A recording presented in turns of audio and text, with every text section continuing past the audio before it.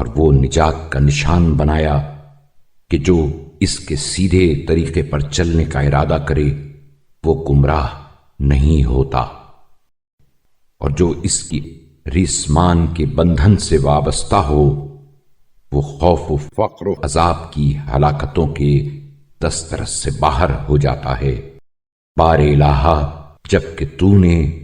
اس کی تلاوت کے سلسلے میں ہمیں مدد پہنچائی اور اس کی حسن ادائیگی کے لیے ہماری زبان کی گرہیں کھول دیں، تو پھر ہمیں ان لوگوں میں سے قرار دے جو اس کی پوری طرح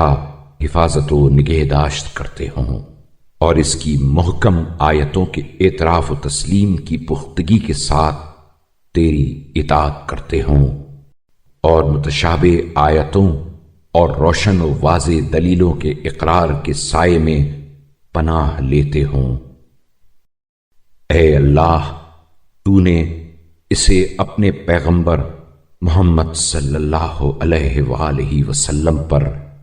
اجمال کے طور پر اتارا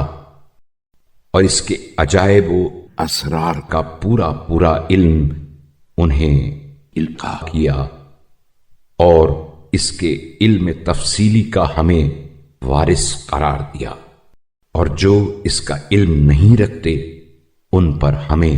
فضیلت دی اور اس کے مقتضیات پر عمل کرنے کی قوت بخشی، تاکہ جو اس کے حقائق کے متحمل نہیں ہو سکتے ان پر ہماری فوقیت و برتری ثابت کر دے۔